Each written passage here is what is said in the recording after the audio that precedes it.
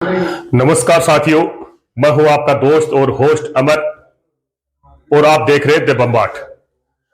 साथियों, मैं आपका दोस्त अमर आपके साथ एक जो वर्तमान के अंदर जो न्यूज चल रही है, जो वर्तमान के अंदर जो देश के अंदर जो हालात है उसके ऊपर फोकस कर रहा हूं। वर्तमान के अंदर आपने देखा कि पिछले कुछ दिनों के अंदर किसान आंदोलन 2 ने अपनी जो आग है वो धीरे धीरे तेज कर ली है। साथियों, हम आपको बताना चाहेंगे कि हमने पहले भी किसान आंदोलन जब 2021 के अंदर जब 13 महीने किसान आंदोलन चला था, वहां के ऊपर भी हम गए, वहां के ऊपर भी हमने देखा। और उसके ठीक 1.5 साल बाद के अंदर, 2 साल बाद के अंदर अभी फिर लोकसभा चुनाव से ठीक पहले जो किसान आंदोलन चल रहा है। साथियों, मैं बता देना चाहता हूं कि किसान आंदोलन जब 11 महीने, 12 महीने, 13 महीने वहां के ऊपर चला, वहां के ऊपर सर्दी, गर्मी, तूफान, बारिश के अंदर वहां के ऊपर देश का अन्नदाता बैठा रहा। जो देश के अन्नदाताओं की जो डिमांड थी, सबसे पहली डिमांड तो उस समय जो 3 काले कानून, जो कृषि कानून लेके आए थे, उन कानूनों को वापिस करना, यह प्रमुख डिमांड थी। उसके साथ साथ एमएसपी की मिनिमम सपोर्ट प्राइस, जो स्वामीनाथन साहब ने जो 1905 के अंदर जो रिपोर्ट लागू की थी, वो रिपोर्ट लागू करना और उसकी एमएसपी की गारंटी देना। उसके साथ संपूर्ण कर्ज माफी और जो जमीन का अधिकार है, वो तमाम मुद्दों को लेके किसान आंदोलन चला।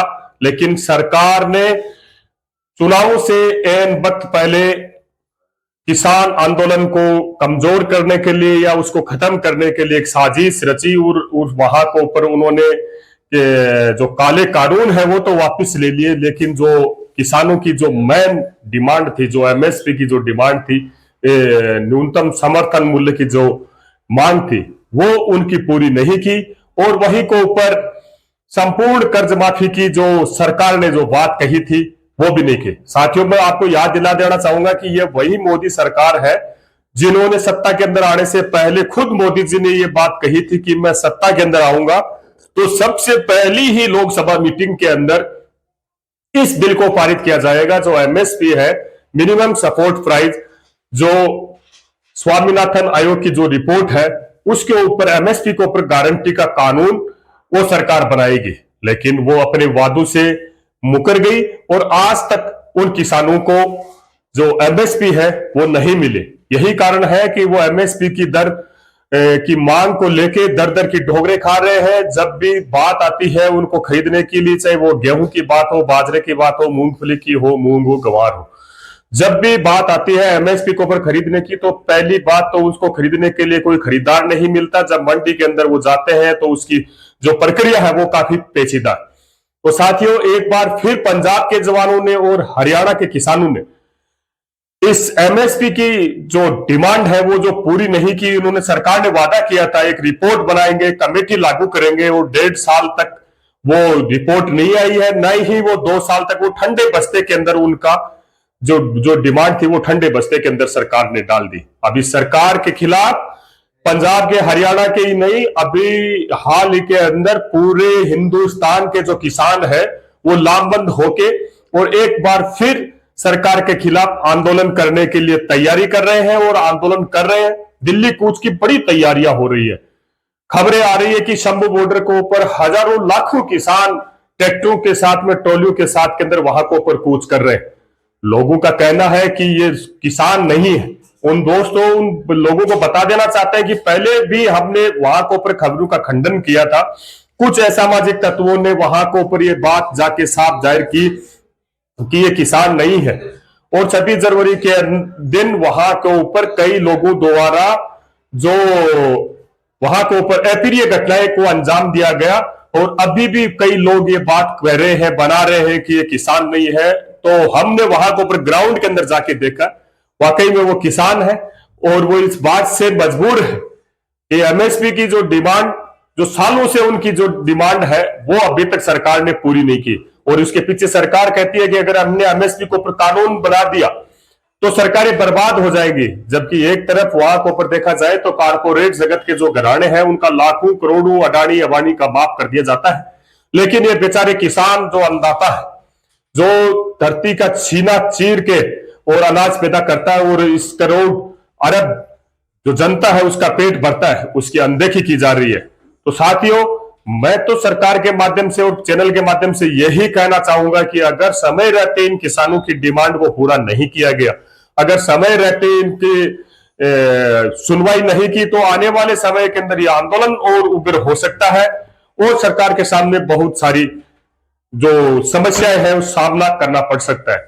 साथियों, इनकी एमएसपी के डिमांड के साथ साथ के अंदर इनकी डिमांड है, मुख्य मांगे हैं संपूर्ण कर्ज माफी की और जो समान जो भूमि अधिग्रहण बिल है उसकी भी इनकी डिमांड है। तो कहीं ना कहीं अगर देखा जाए तो अगर पिछले 8-10 सालों के अंदर देखें तो खेती का जो सौदा है, जो खेती करने वाला जो किसान है वो आत्महत्या करने को मजबूर है। पिछले अगर 1 साल के आंकड़ों को पर आप देखने तो तकरीबन हजारों की संख्या के अंदर लोग किसान आत्महत्या कर रहे। अगर किसान की आय दोगुनी होती, मोदी सरकार ने कहा कि किसान की आय हम दोगुनी करेंगे, अगर किसान की आय दोगुनी होती तो वो किस लिए आंदोलन करने को मजबूर होता और किस लिए वहां के ऊपर वो फांसी खाने को मजबूर होता। साथियों, क्या किसान दर दर की ठोकरें खाता रहे? क्या किसान गरीबी के अंदर हमेशा ही दलदल के अंदर फंसता रहे? क्या किसान को अधिकार नहीं है लोकतंत्र के अंदर प्रोटेस्ट करने का, लोकतंत्र के अंदर संवैधानिक तरीके से अपनी बात को रखने के लिए, जायज मांगों को रखने के लिए हर एक नागरिक को अधिकार है और वो अधिकार देश के अन्नदाता को है। और इस देश की सरकार जो अन्नदाता से बनी है, इस देश के 80% किसान, मजदूर, व्यापारी वर्ग से किसान सरकार चलती है और उन्हीं किसानों की अनदेखी ये सरकार कर रही है। साथियों, जो अगर उनका आप अगर 1 बीघा के अंदर अगर गेहूं पैदा करते हैं, अनुमान लगाइए अगर उसकी लागत, उसकी मजदूरी और उसका खर्चा, ट्रैक्टर भाड़ा, बीज सब कुछ निकालने के बाद के अंदर अगर आप आकलन करेंगे तो आप मानेंगे, आपको अचंभा होगा कि उसके अंदर वो हमेशा ही माइनस में जाता है। तो ये जो घाटे का सौदा है वो किसान ही क्यों करे?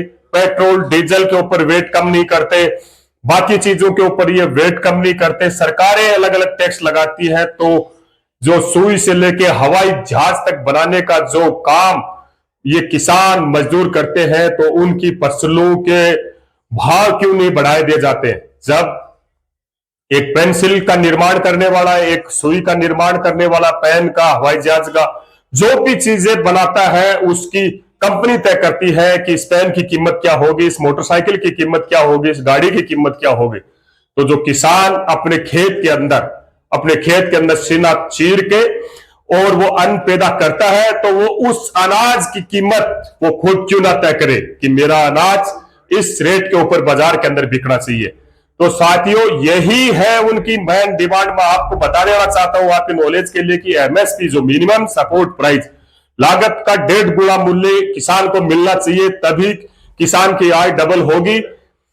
जब उदाहरण के तौर के ऊपर अगर आपने 1 बीघा के अंदर गेहूं पैदा किया है तो उसके अंदर आपका बीज कितना लगा, भाड़ा कितना लगा, मजदूरी कितनी लगी, प्लस आपने 6 महीने तक उसकी सिंचाई की, 6 महीने तक आपने मजदूरी की थी, आपकी वो मजदूरी कितनी है, वो सब कैलकुलेशन करने के बाद में उस लागत का अगर 1.5 गुना मूल्य अगर किसान को मिलता है तब तो किसान, इस देश का किसान है वो समृद्ध है।